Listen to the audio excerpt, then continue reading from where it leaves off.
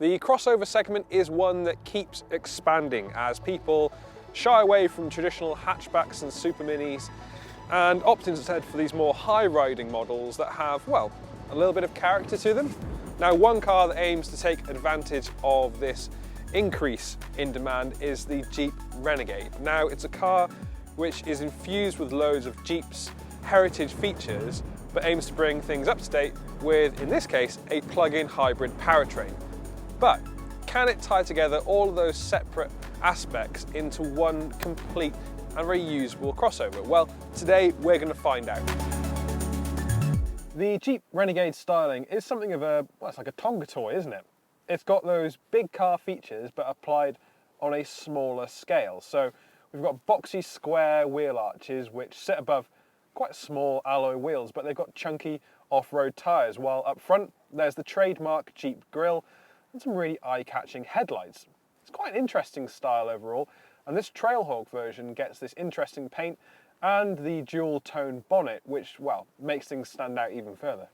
The interior of the Renegade has a decidedly old-school feel to it, and actually, if you've driven something like a Wrangler before, it'll be quite familiar because it feels all quite upright and quite in your face, particularly in the way the wheel is positioned. But the overall material quality is more on the robust side than the luxury side. So we've got lots of rubberized materials, and these big chunky controls do feel quite nice in your hands, but it all looks just quite old school really. And I've found that while I'm driving, all of these buttons, and it sounds contradictory given previous videos that we've done, we've talked about having ventilation in the screen and how much of a pain it is, but actually having so many buttons is just as bad.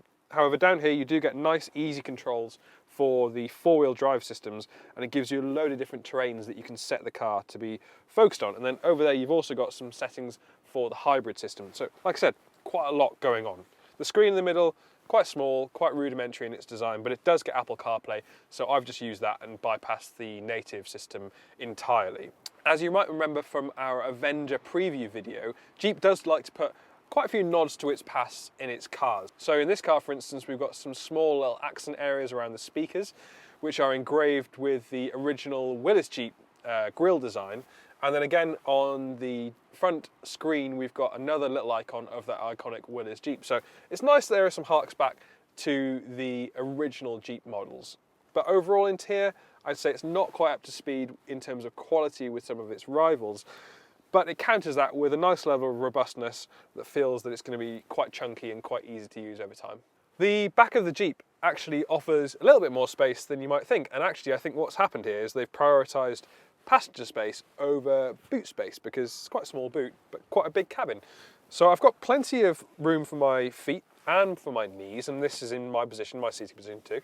And because of the Renegade's high boxy shape, I've got plenty of headroom too. So quite good on the spaciousness front. That middle seat is very narrow, however, so I would say that more as an occasional extra seat rather than a dedicated 5-seater.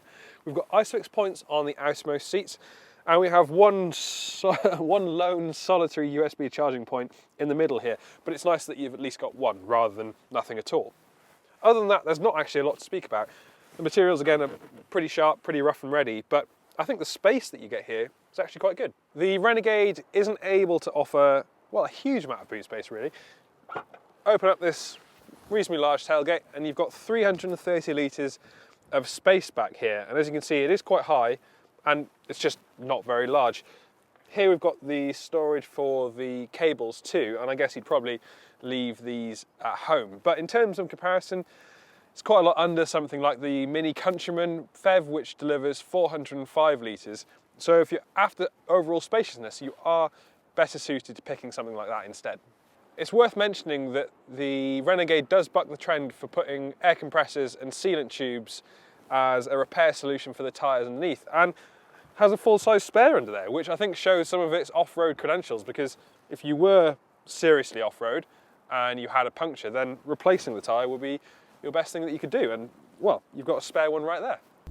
The Jeep Renegade 4xe takes the usual plug-in hybrid route of pairing a quite compact petrol engine with an electric motor and batteries. So in this car we've got a 1.3 litre turbo, and that's linked up to that electric motor and battery setup. Now combined in this Trailhawk version, you get 237 brake horsepower, which is pretty decent for a car of this size, and that equates to a 0 to 60 mile an hour time of around 6.9 seconds. So it's pretty much on the money. It's no faster than you expect, nor any slower really.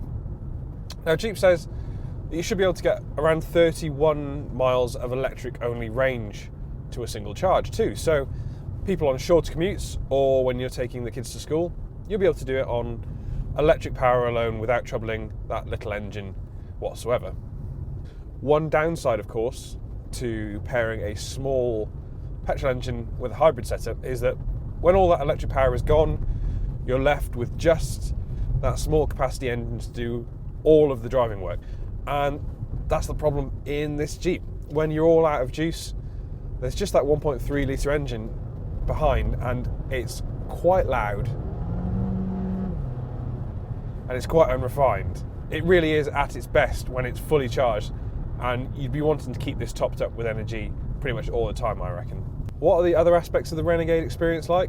Well, the steering is quite loose and it feels quite traditionally Jeep, if you can say that. So off centre, that's not really doing very much at all when I move the steering wheel. The ride is quite jagged too, and it feels that it's got that extra weight from the hybrid system, and you get a lot of noise coming through from the tyres. It's those smaller imperfections in the road that jiggle through into the cabin and make it just a little bit louder than you would expect. It's quite old school feeling, really, despite it having quite a modern powertrain setup. One thing that I've been finding a bit of a pain is the visibility in this car, because these forward pillars are really thick, and even though you've got a little bit of glass at the side here to help break it up, you find yourself having to look around it when you're approaching a roundabout, and that's just not handy nor very intuitive, because who wants to be doing that all the time? I don't really want to be doing that all the time. And I know this is going to sound like a very personal gripe, but one thing I've found with this car is that the indicator stalks and the wiper stalks are mounted just a little bit further away than you're used to in a normal car. So quite a lot of my time with the Jeep, I've been going forward and trying to indicate, and just air indicating, just been missing it entirely because it's further away than I expected. I'm sure you get used to that once you're with this car for a little bit of a while, but initially at least I just found it quite strange. I keep missing both indicator stalks, and it's not something I'm entirely used to, really.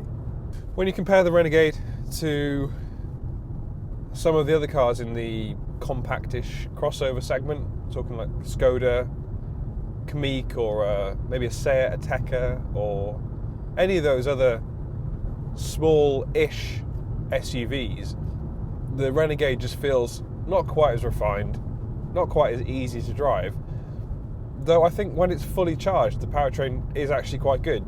And actually the amount of range that you get from a full battery means that there are some fuel savings to be had here, should you want to find them. Of course, the one thing that the Jeep has on its side is an excellent four-wheel drive system, with the petrol engine managing the power at the front wheels and the electric motor doing the drive to the rears.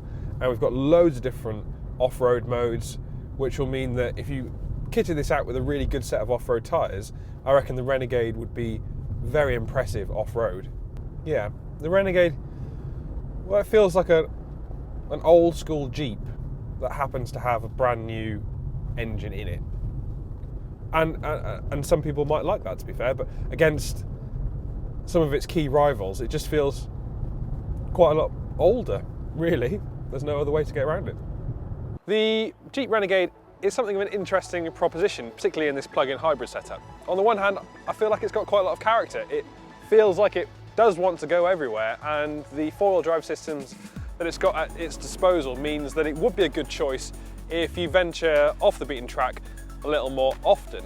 However, the on-road credentials that it has just feel slightly short of some of its rivals, and it's just not as spacious nor as practical as some of the cars it goes up against.